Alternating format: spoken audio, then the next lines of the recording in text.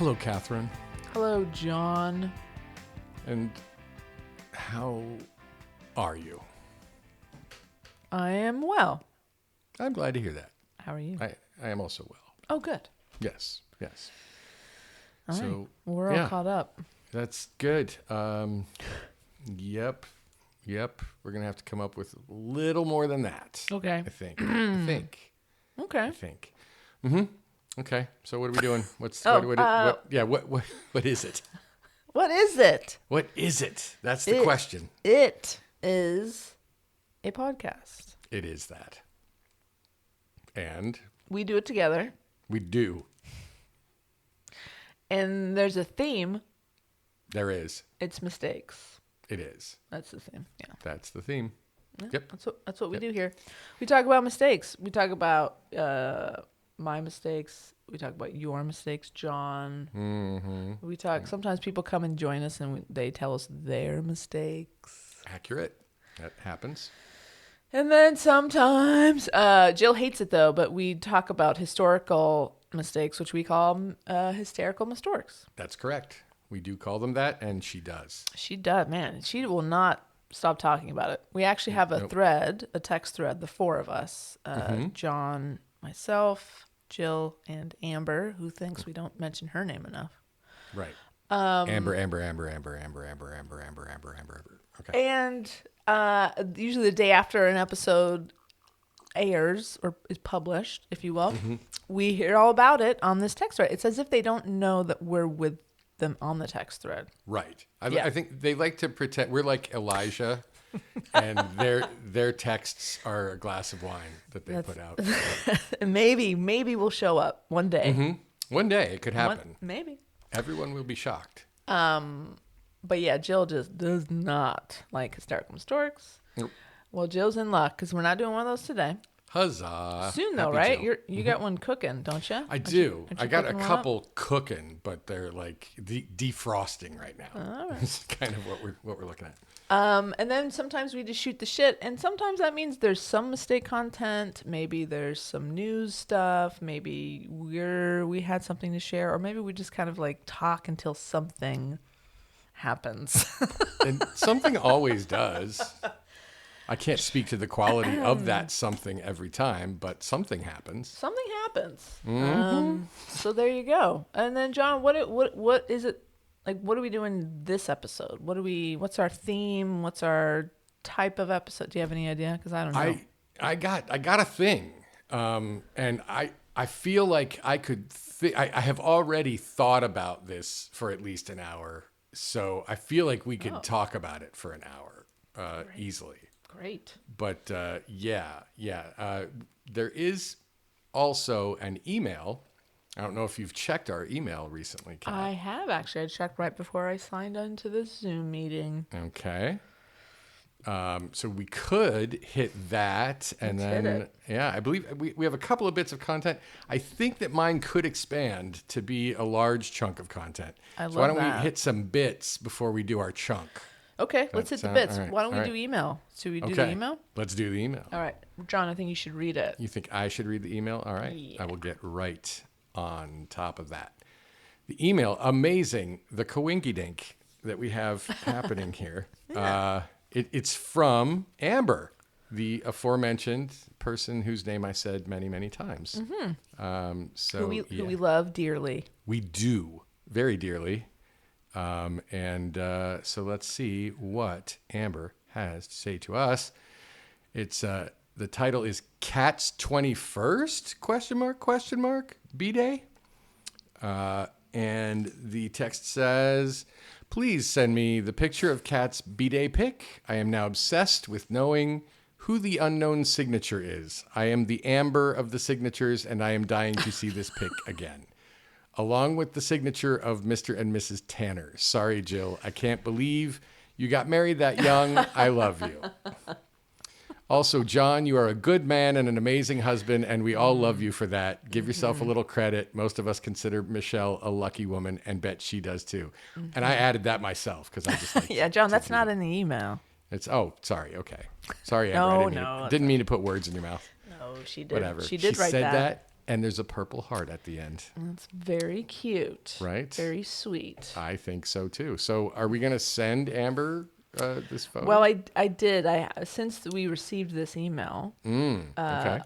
unbeknownst of this email, I sent this because it was like very much like, I can't wait to see this picture, blah, blah, blah, blah, blah. Right. And so I did send it. And so it is, I believe that third signature is in fact our friend Marin. It's the only, it doesn't look like any other name of a friend at that time. So Okay. I think we put this mystery to bed, I hear it snoring. but, but yeah, good stuff. Well, thank you, Amber. Thanks for emailing. Indeed. Love an email. Yeah. And I don't think we're going to put that picture up on the socials. I just don't feel like it's appropriate. I get you. You're afraid of getting retroactively canceled 20 years, 24. just- Yeah. Yeah, just Yeah. not a, like, Yeah. I get you. I get you. There's this great show by a comedian who I really love. Oh, boy. It's his name is Bo Burnham, and he did a show called Inside Cat, and in it he has a song called Problematic. And it deals with a situation very similar to the one that you're in here, where he dressed up as a problematic character for Halloween Oh, that's fun. some time ago. That sounds really entertaining. I should probably watch that. Why haven't you recommended that before? I'm sorry. I've been never heard of remiss. I've been remiss. You've been unbeknownst. It's there's the whole thing. Well, listen, if you want to send us an email here at the My Mistake Podcast, we'd love to hear from you, just like We Amber would. did. It could be about anything, something we've talked about, a mistake that you've made yourself at home, listener, or just say hi and, tell John what a great husband he is. right. You can send that email to mymistakepodcast at gmail.com.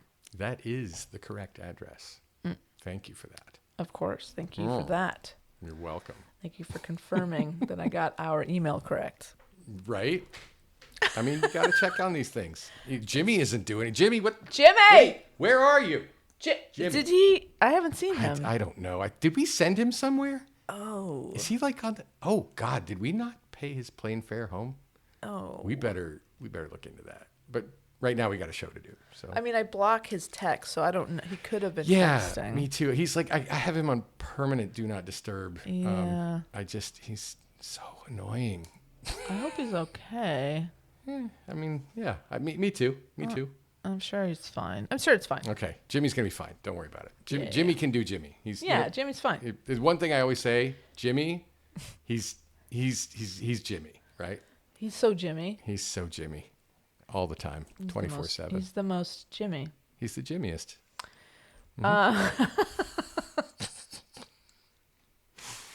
Hey, I have a little breaking news from May 20th.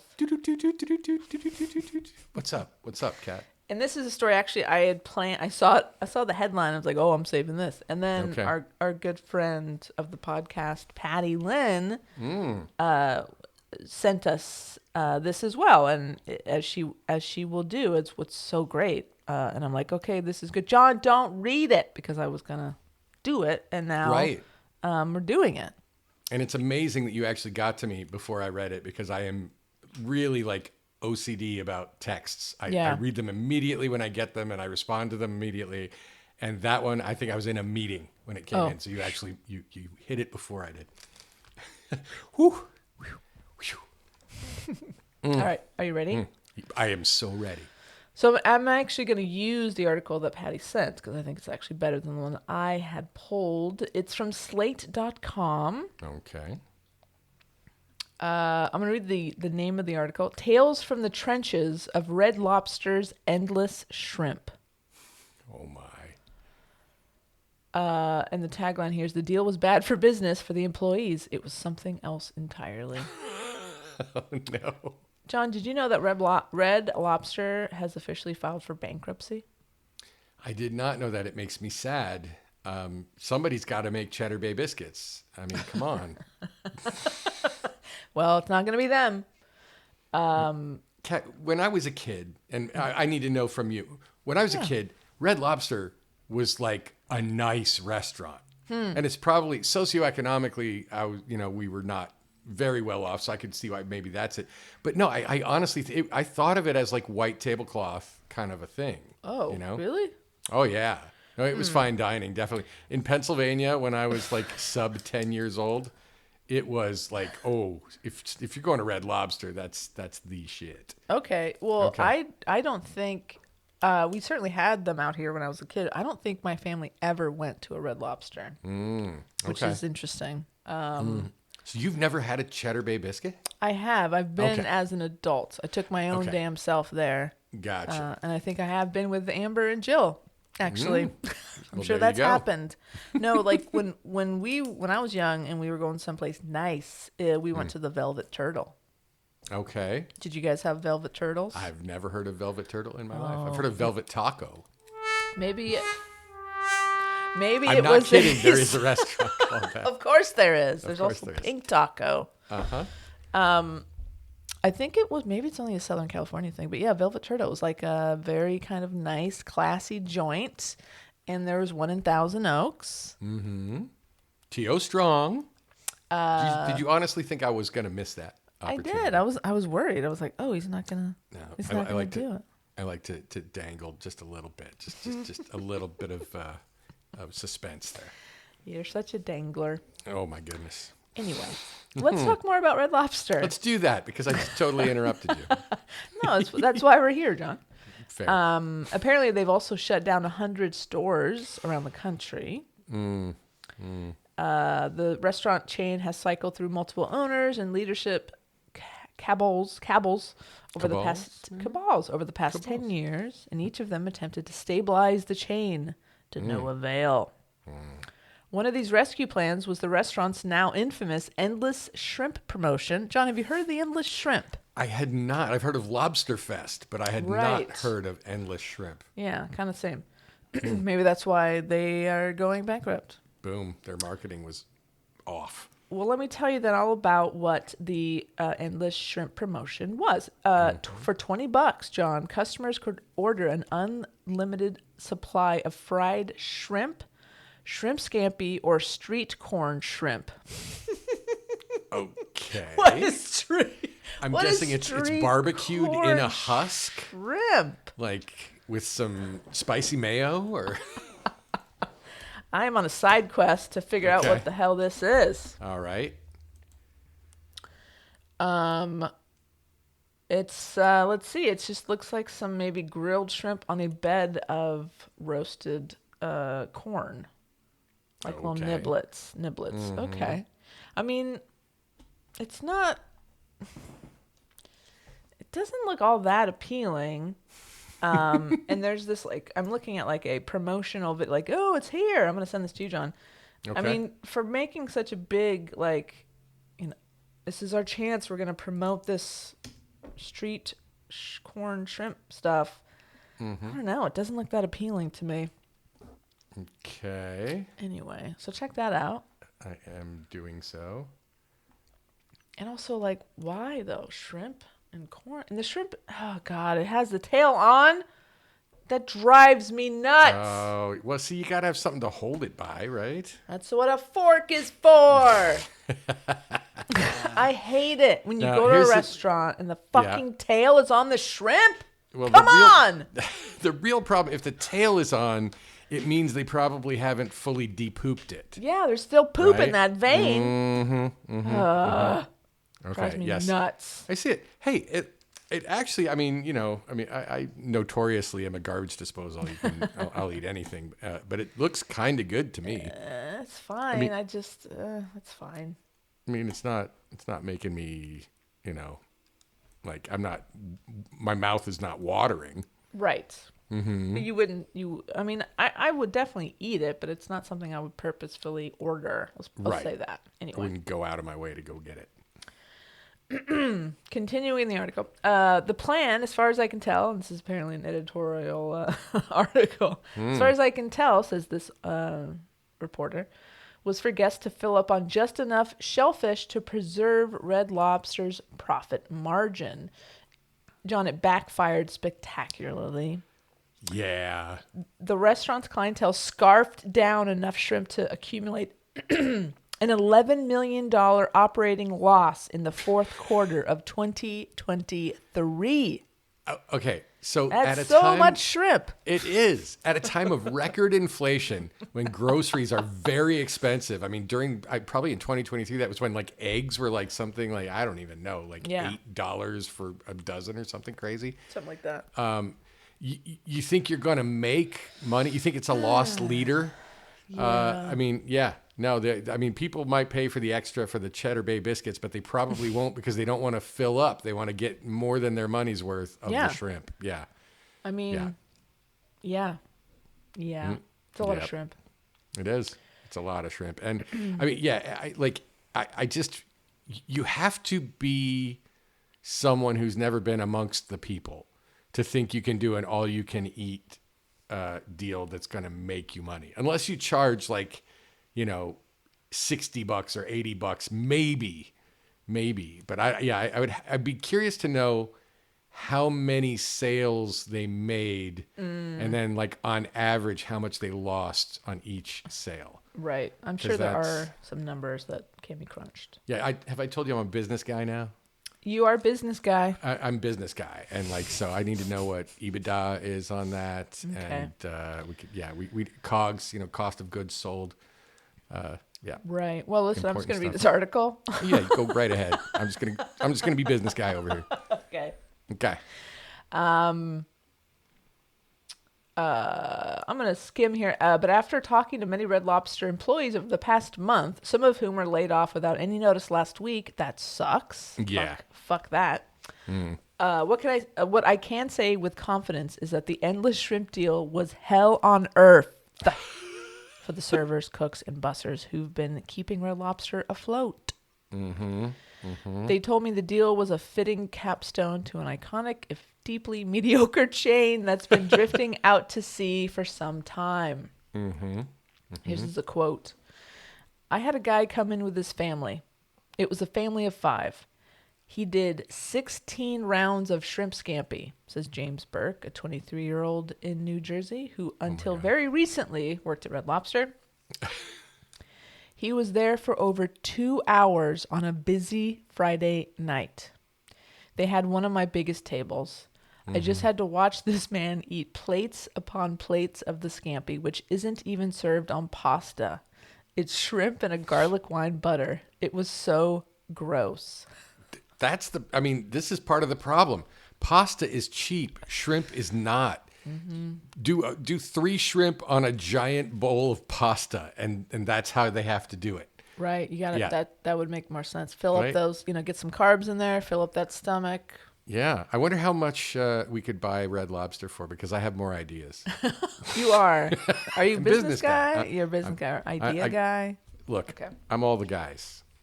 And if I'm not the guy, I got a guy. Continuing, Burke, this 23-year-old former Red Lobster employee, quickly noticed two major problems. Thank you. Quickly noticed 2 major problems with the endless shrimp promotion. First and most important, a $20 charge for dinner is fairly low compared to the rest of Red Lobster's menu.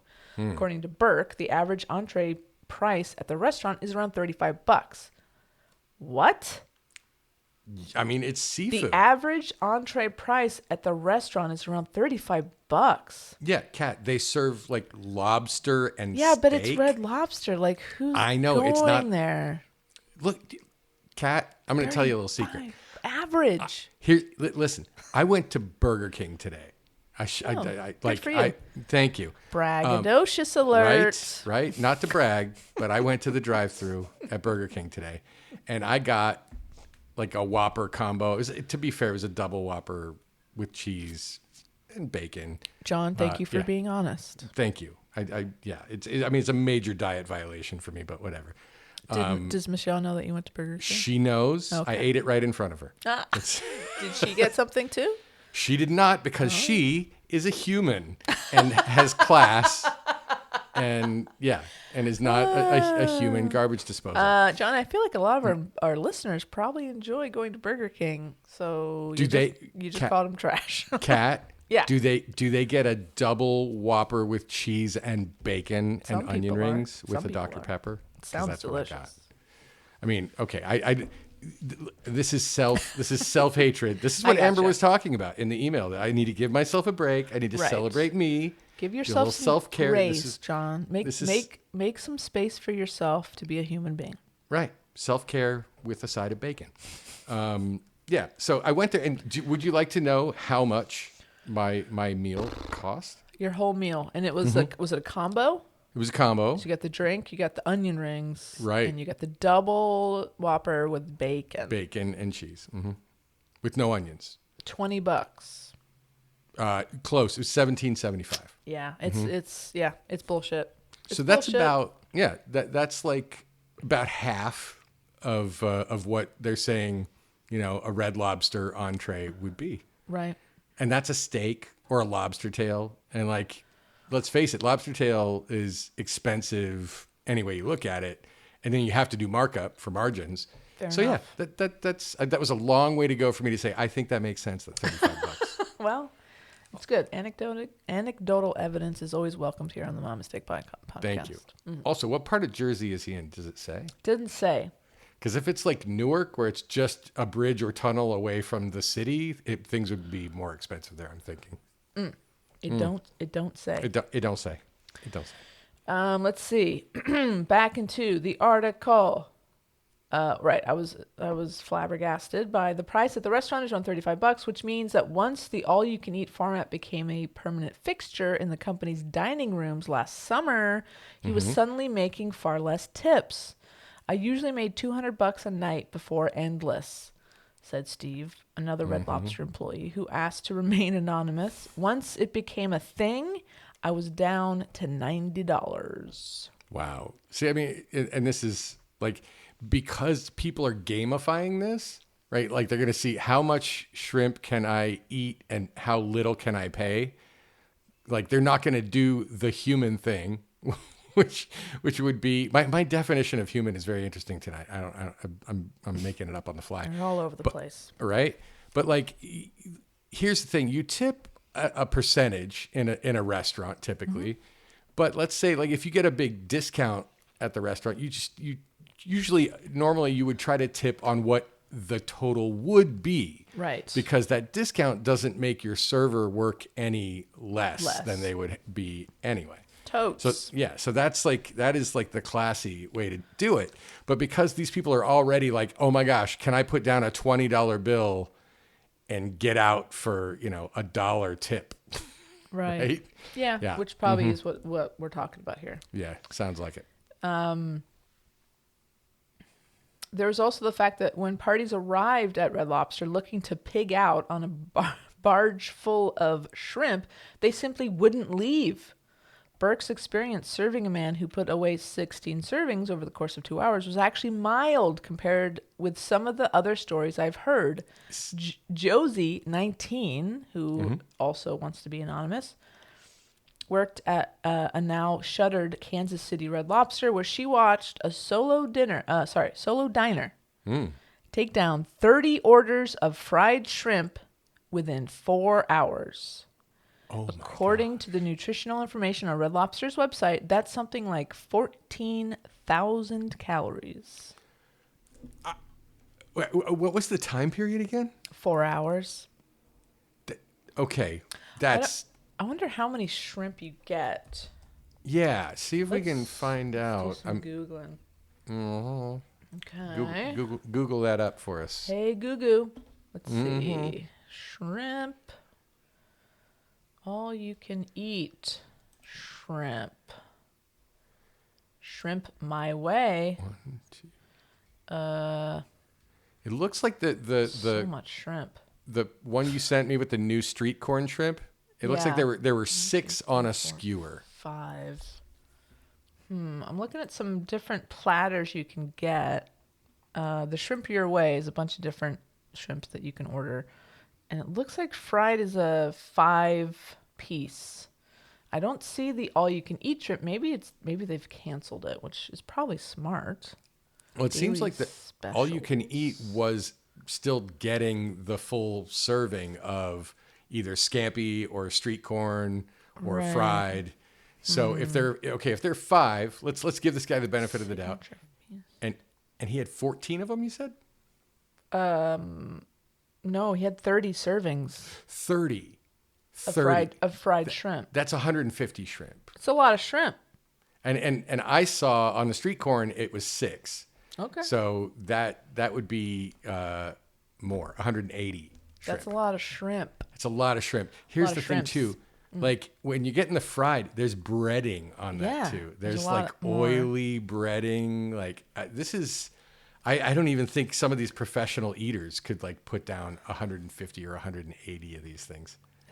It's a lot of shrimp. That's a lot of scrout. Apparently, this guy was skinny too, says Josie. I was like, where's it all going? Like, Probably into the toilet as soon as he's done. Whew, from either end. It could be from both ends. It might be. oh boy. Oh, boy. Continuing in the article, but the top thing employees will not miss about Red Lobster are the arguments and confrontations they'd frequently endure when informing customers about the rules that come buoyed to the endless shrimp deal. Oh, nice pun. I like it. It's really good. This guy's good. Or this person's good. For instance, guests cannot request a box to take their endless shrimp home. Nor can they share their servings with the rest of the table. In other words, only one phantasmagoric shrimp binge per person. Slate.com. This is entertaining. I appreciate like it. it. I think our listeners appreciate it too. You had groups coming in expecting to feed their whole family with one order of endless shrimp, Josie said. I would get screamed at. She already had her share of Cheddar Bay biscuit battle stories. There we go. There we go. But the shrimp was something else. It tops any customer service experience I've had. Some people are just a different type of stupid, and they all wander into Red Lobster. Look, I have been at the CVS and witnessed no. a screaming match about a coupon that was supposed to be, it was like 3 years expired, and this woman was just going off about how it should still be honored. People have no shame, Kat. No, they don't. They used to. Not anymore. Well, things are harder too. Like, I mean, That's things financially, if you squeeze the vice, people are more willing to throw down. Here's the thing. If you and I went into Red Lobster Yeah. and I ordered, I don't know, a lobster, and you ordered the shrimp, and the endless shrimp, and then, it's not like someone's just standing at the table watching you eat the shrimp. Right. You could be like passing me some shrimp, and between the two of us, we could do some damage. Oh, for sure. So like, I get part of your lobster too, though, right? of course, John. Okay, thank you. I'm not this, an this needs to animal. be equitable. No, of course. Okay. But you know what I mean? Like, go in with a plan. Like, just be like, oh, I can't just share with my family. Okay, no problem. I'm passing shrimp under the fucking table. Like, Right. come on, just be a little more. You got to work for it. You know what I mean? If you really want to get over, if you like, Yeah, this is what it is. These people gamify this stuff. Exactly. Yeah, This and is they why make we- themselves sick. That's why we can't have anything nice. We can't have nice things. Certainly can't. Kat, I once did get told that I would not be given any more mimosas at a badly named bottomless mimosa place, and it might be because I had a lot of them. I mean, let's call it. I mean, just hypothetically, I'd had 20 mimosas over the course of 4 hours. Okay. I mean, these were very clearly, if they had actually been full of a lot of alcohol, I would not Right. have been able to drink 20. But I will tell you, it's the orange juice that gets you on the bottomless Sure, mimosas 'cause it's because so it's sweet. so acidic Yeah. and sweet. Oh. Yeah. Well, Yep. and also, like, it's not like it costs, like, it's a very inexpensive drink. Like, it's just a little bit of orange juice and some really cheap, I'm sure, champagne. It's not like you're going to put them out of business. It's not like the Red Lobster. Like, come on, let's dial it back. Were you being rowdy? Were you like throwing Oh shit? no! I mean, I was fully inebriated, but I was not being rowdy. I'm a happy drunk, not a not a mean one. That's ridiculous. Mm-hmm. I disagree. Let's continue. Steve told me he's never been more disrespected in my life than by the Endless Shrimp patrons. Oh God! My manager got spat in the face, says Steve. He also noticed a subtle shift in the makeup of Red Lobster's dining room. As the older folks, here you go, John, who dressed up and looked nice because it used to be a nice place to go. And people remember it that way. You know. Well, now, John, they've been edged out by a younger, rowdier crowd. None of this is Josie's or Burke's problem anymore. Both of them worked Mother's Day, one of the biggest days on the sit-down restaurant calendar, and woke the next morning to learn that their Red Lobsters had been padlocked for good. Wow. They made us work Mother's Day to get that quick buck, and then they closed us, Burke said. Some 500 locations will remain open for now during the bankruptcy process, but their future is uncertain. You know, we have one very close to us here in the valley. I would be curious to find out the disposition of it. I'll have to look it up. We should maybe go, if it's still open, maybe you and your lady should go. Maybe. Get dressed up. There's nothing I think is better than to go to a restaurant where all of the employees know that the axe is probably about to fall, so they're going to be doing their best work to make sure everything is very hygienic. Yeah. That's bad news for Michael Durant, a 23-year-old who told me he is very broke and recently relied on a night with Red Lobster's Endless Shrimp to sustain him while his account balance looked bleak. Durant agreed to speak to me to satisfy my curiosity about the other side of the equation, the people who ate all that damn shrimp. Durant said he once spent between 3 and 4 hours in the dining room downing 83 shrimp in total and took at least one nap at the table. A nap. Took a nap. Okay. Michael, yeah. Yep. I am bummed that Red Lobster's going away, Durant said, but I get it. There's not really anything on the menu worth getting other than the Endless Shrimp. That's, wow. Just a quick update on the local Red Lobster. Please. Which, by the way, on Yelp has 3 out of 5 stars. Sorry, 3.1 out of 5 stars. Oh, okay. It is currently open. Hey. From 11 a.m. to 10 p.m. So Okay. there we go. I could go is. there right now if I really wanted botulism. You could. Botulism for $35 a plate, my dude. Hey, not if I get, well, the Endless Shrimp is probably a done deal, but. I feel like it is. Wow. And this article was written by Luke Winky. That's a great name. It is. I'm sure he didn't get teased at all. in his Not at script. all. No. Not at all. Nope. Very cool. Yeah, so there you Yeah. have it. So maybe go to Red Lobster for the last time out there. If you have a hankering for some seafood, it might be your last chance. Could be. Yeah. Get those Cheddar Bay biscuits. I think they actually sell Cheddar Bay biscuits in like dough form, where you Right. can toss them in the oven. Make them at home. Yeah, I don't know if I don't know if they're gonna have that Authentico flavor, but I'm sure that somebody's gonna buy that and keep that going because that is probably still profitable. I would imagine, yeah. Yeah. Well, so what we have here, Kat, is an unintentionally themed episode Ooh. of My Mistake. I love it. So we have mistaken ourselves right into an actual show that would have been planned if we'd actually talked to each other about it beforehand. Why would we do that? I don't know. Why would we? This is ripped from the headlines, Kat. This is published in SF Gate in yesterday's edition. So, and today we were recording this on Thursday, May 23rd. This was in the May 22nd printing. There you go. Or release. And it is in the food section of SF Gate. And I will read to you the headline. Okay.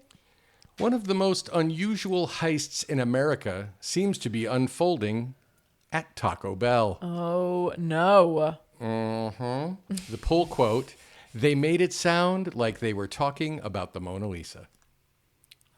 It's one of those, it just pulls you right in. Yeah. So let me ask you just a couple of questions. Sure. Kat.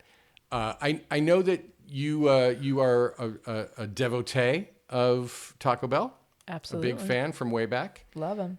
And from way back. I know that you also are a fan of the drive-through at most places. When would you say was the last time you were inside of a Taco Bell? I would say the last time I was inside of a Taco Bell was probably about maybe 2 months ago. Okay. Because listener Kate, actually no, guest of the show, friend of the pod, Katie. Absolutely. She, as a surprise and gift, ordered me some nacho fries at my local Taco Bell, and I went to go pick them up and had to go inside to do that. Mm-hmm. Yeah. They don't maybe. They don't take gift cards at the you just didn't want to go through. No, it was she ordered online for me. Oh, I okay. had to go get it. That's amazing. We love Katie, who we don't call Mistaker Katie anymore. No, we don't do That's that. right. Nope. It was, listen, if anyone wants to surprise me with Taco Bell, yes, please. Word.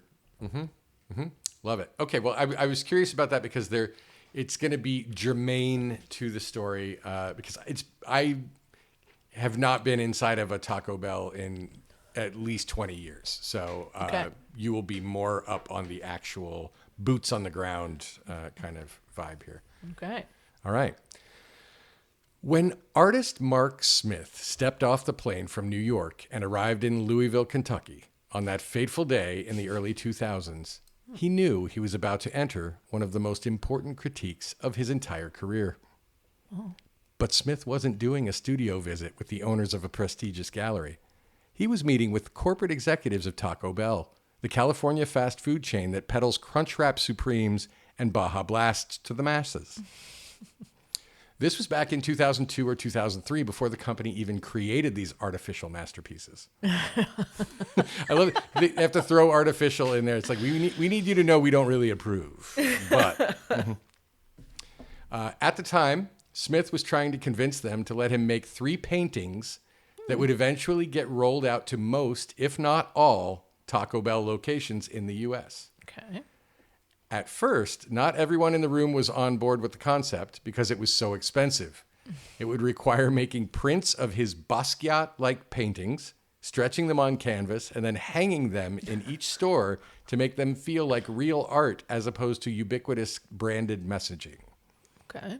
Okay, we following so far? So far, so good. Okay, good. But against these odds, Smith got the green light of approval, and the pieces were distributed in 2003. Okay. Over the course of his expansive career, he's been commissioned to work on projects for major clients like Absolut Vodka, Daimler Chrysler, and the Olympics, cementing his status as a professional artist. Life went on, and the trio of paintings faded into memory. Okay. Then, people suddenly started stealing them. Oh, no.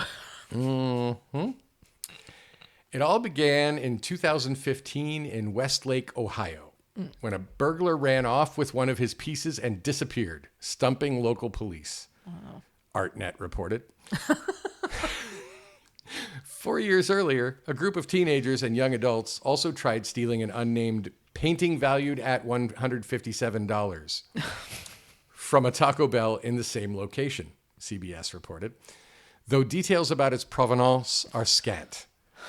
Following the heist, officers declared to outlets that they were quote, going to search every dorm room and rumpus room in a 10-mile radius, though they never answered SF Gate's request for more information about the outcome. I never expected this to happen, Smith chuckled in a recent video interview with SF Gate.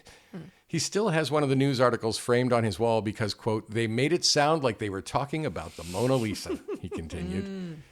Though Taco Bell purchased the originals for their corporate offices in 2003, he explained, the prints have scattered like seeds in the underground art market, where they are now listed for sale for as much as $10,000 a piece. The prints, the ones that The ended prints up in the Taco Bell. In the Taco Bell restaurants. What the Yes. fuck?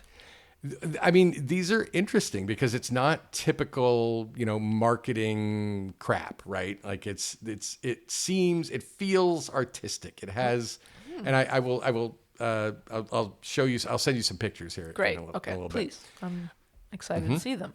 Good. So, all right. By now, Smith is well aware of this scheme, but he's still shocked by how outrageously expensive the prints have become. He doesn't know how people continue to get their hands on them either. But apparently, all it takes is a little sleuthing and entrepreneurial spirit. This part of the article is titled "The Unlikely Black Market for Taco Bell Art." I'm real nervous about this, says Blake Boski, an eBay seller and former, quote, international lotion salesman. Do with that what you will. Do with that what you will. Who recently got his hands on some of the paintings. I don't want to get anyone in trouble, but the gentleman I purchased it from renovates Taco Bells, he told SF Gate over the phone. Oh, boy. And he says they throw these out sometimes now because they don't know what to do with them. Though Taco Bell and Yum brands, press representative, because Yum has an exclamation point. So, I learned oral interpretation of literature from Judy Jordan, and I will respect the text. Press representatives never responded to multiple requests for comment. This method seems to be quite common. Deep in the trenches of Reddit, which is a phrase that I need to give kudos for. That's pretty good. Deep in the trenches of Reddit, because we've all been there, haven't we? Sure. Deep in those Reddit trenches, it's happened. There are threads explaining how most paintings from these remodels wind up in the trash, but every now and then they reappear on secondhand sites like Mercury and eBay for $300 to $750. Unsurprisingly, it seems like employees are in on it. I mean, inside job, right? The thieves are coming from inside the building.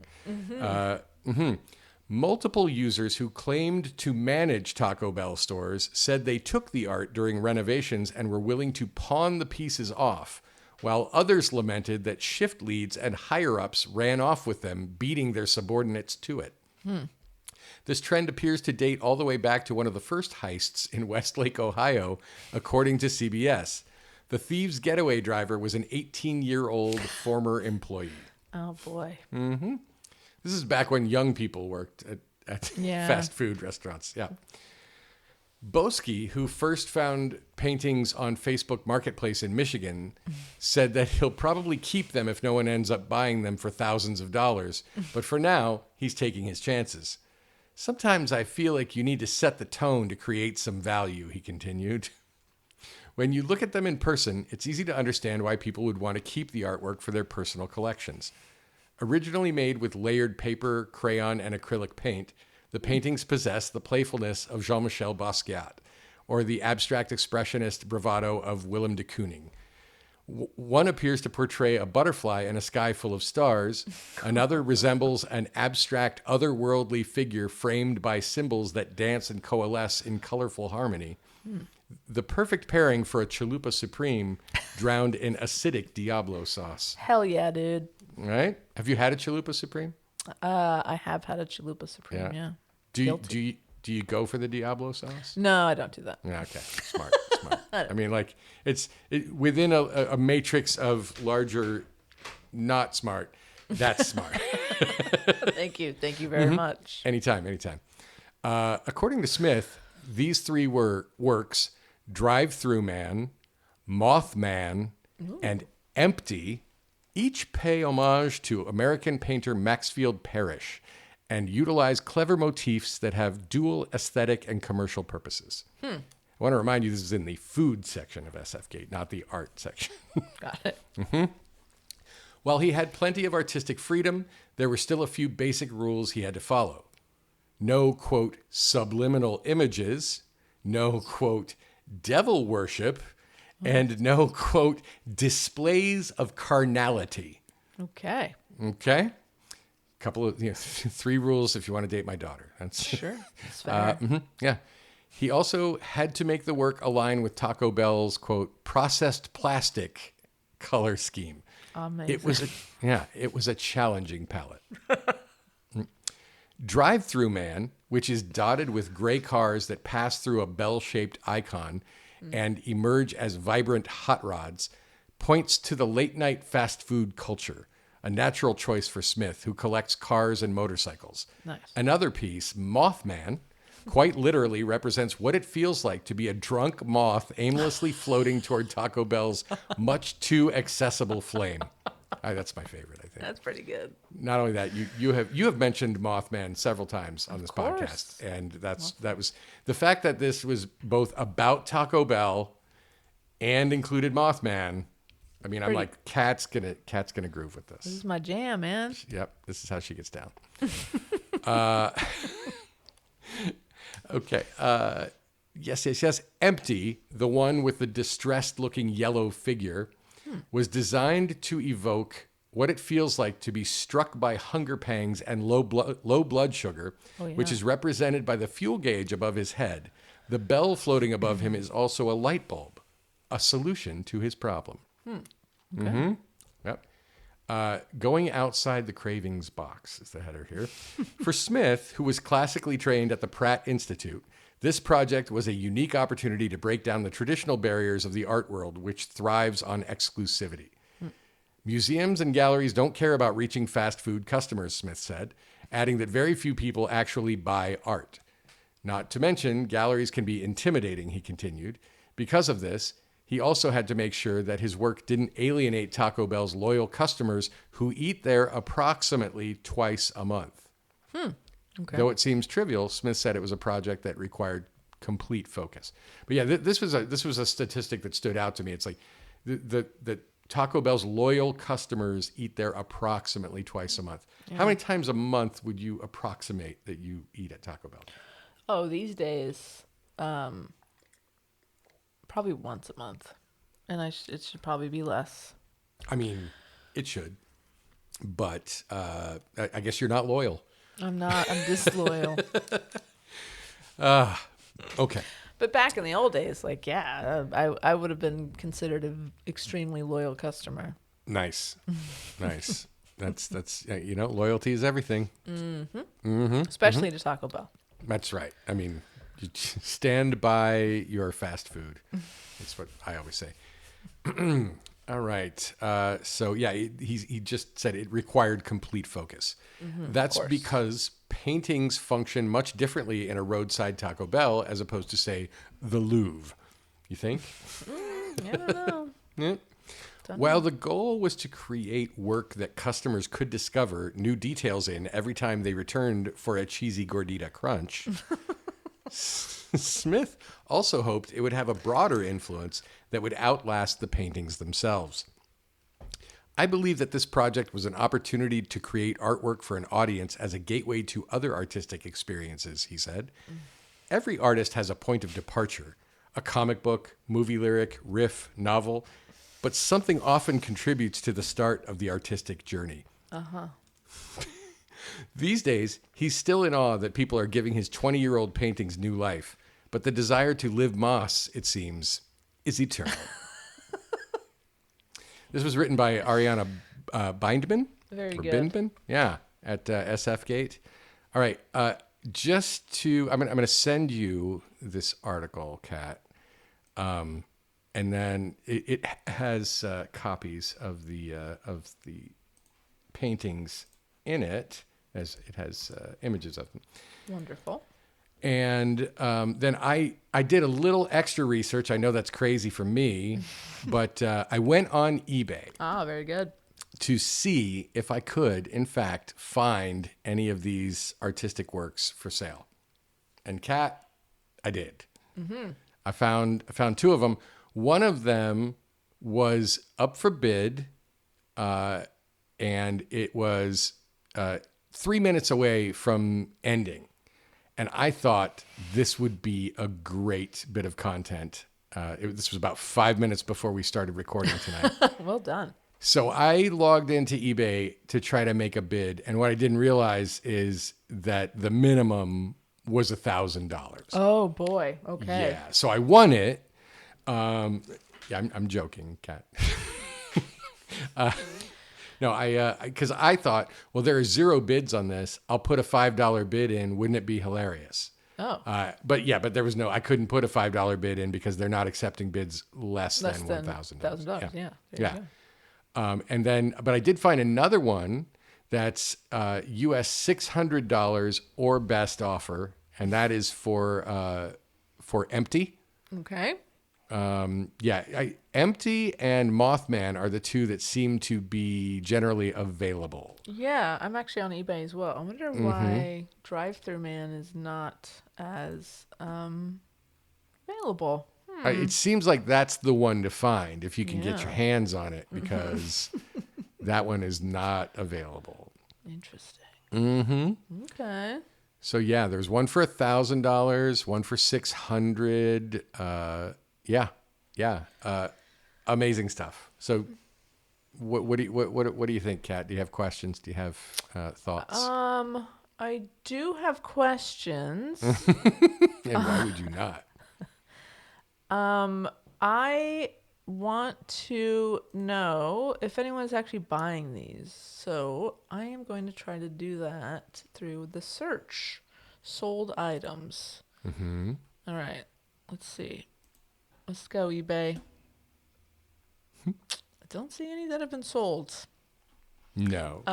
Let's see. Taco Bell art. Maybe. If I had something listed on eBay right now and this article had just come out, I would hold fast for the full amount. I mean, there is somebody on here who is asking $10,000 for the Mothman. I mean, come on, man. You're not going to get that, dude. I mean, if it was the original, I could totally see it.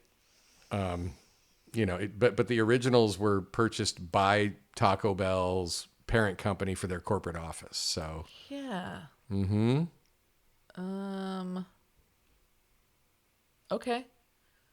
So these are selling, John. Are they?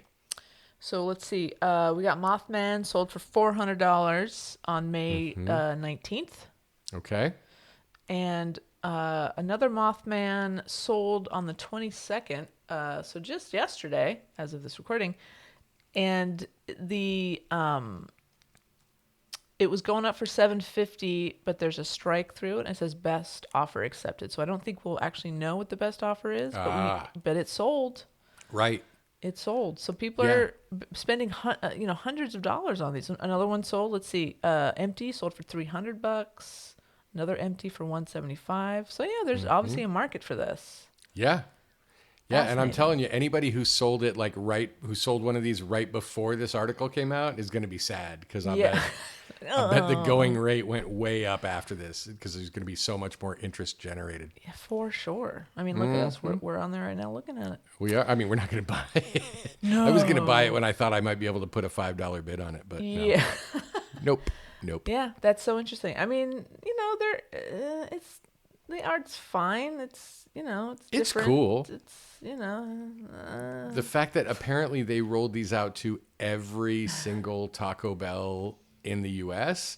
means that they're not going to be particularly rare. I mean, how many Taco Bells are there?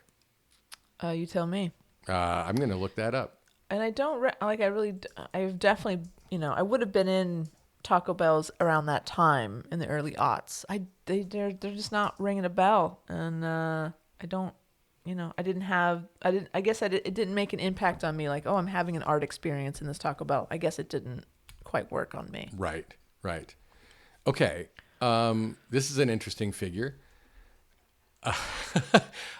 In the world, in 32 different countries, there are 8,564 Taco Bells. Okay. Now I'm gonna say probably not all of those got the paintings, but mostly the ones in the U.S. mostly probably did.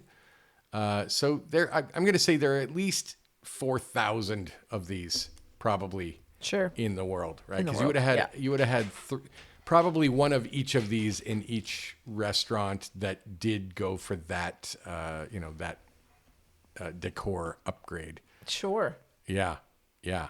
Whew.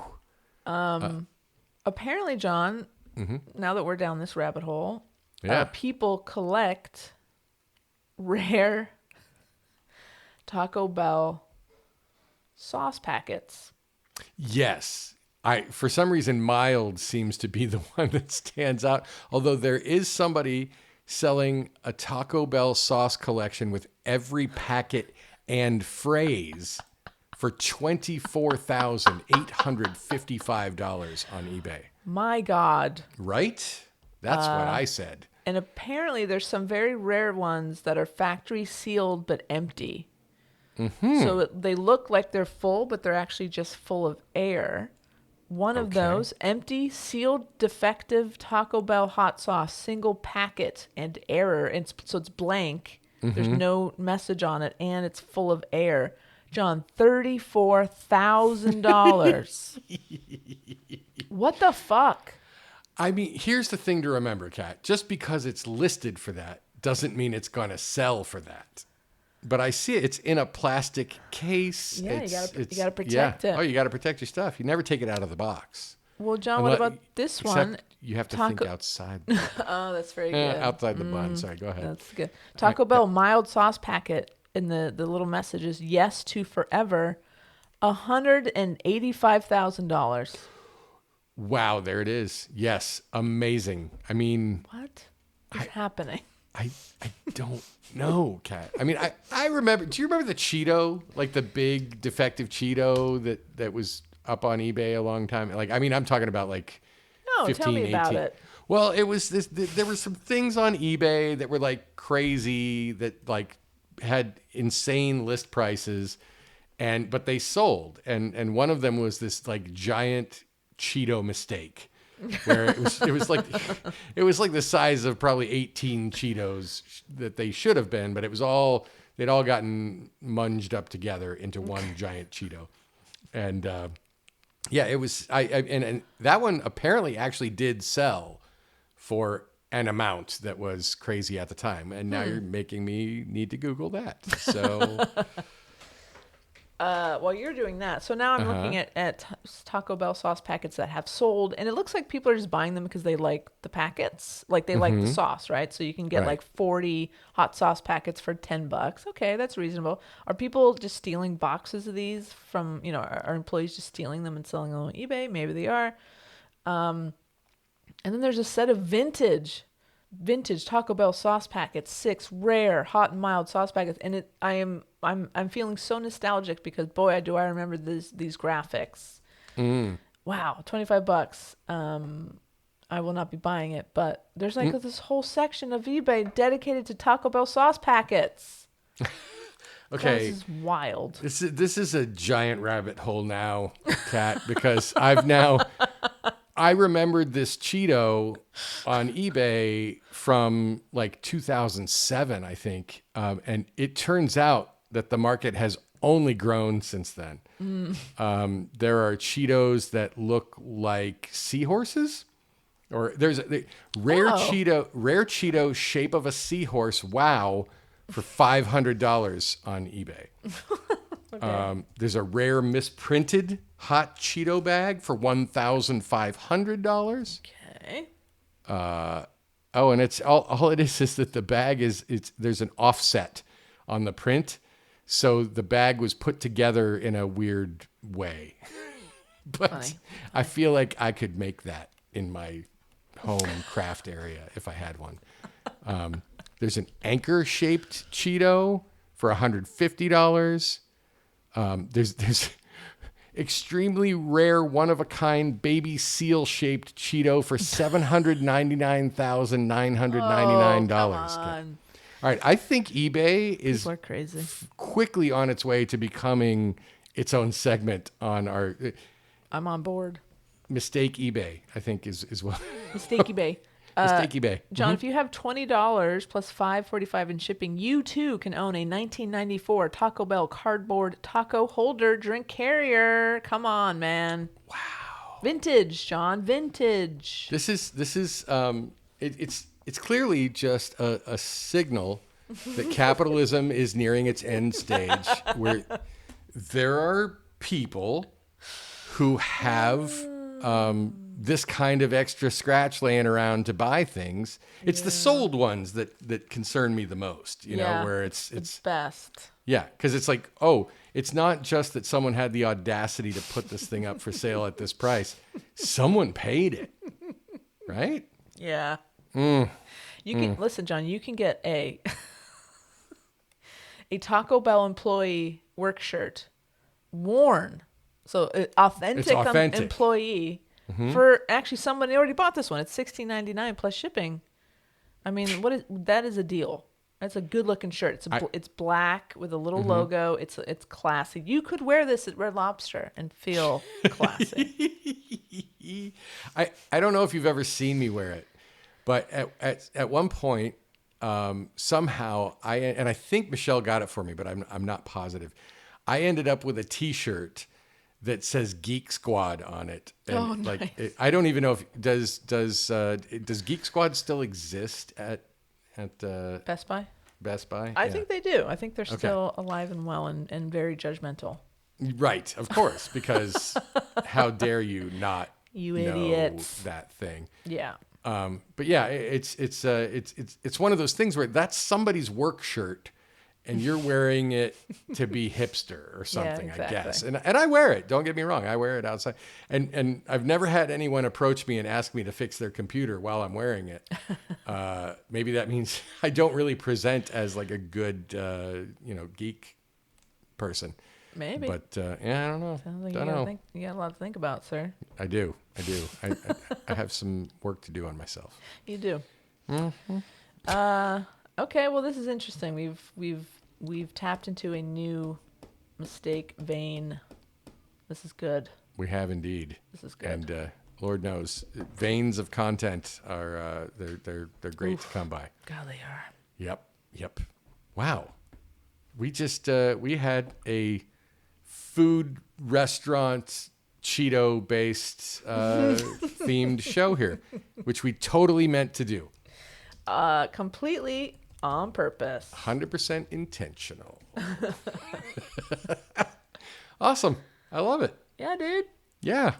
Now, here's the thing. Would you like to know, Kat, how accomplished I am today?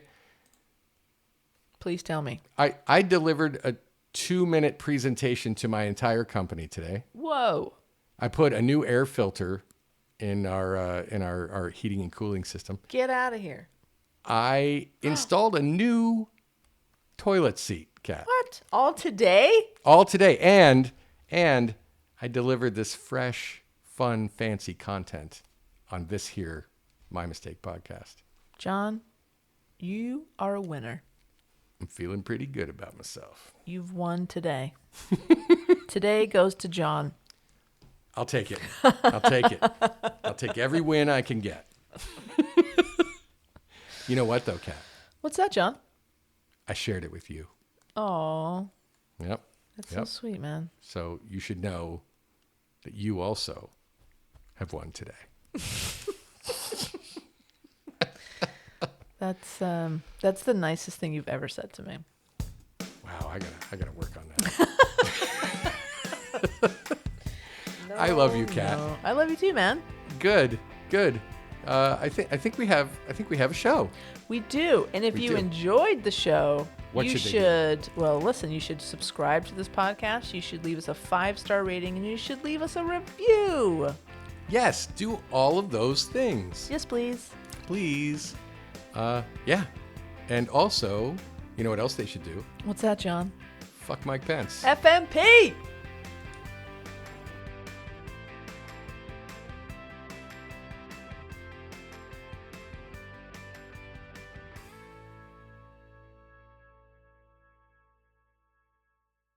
Oh yeah.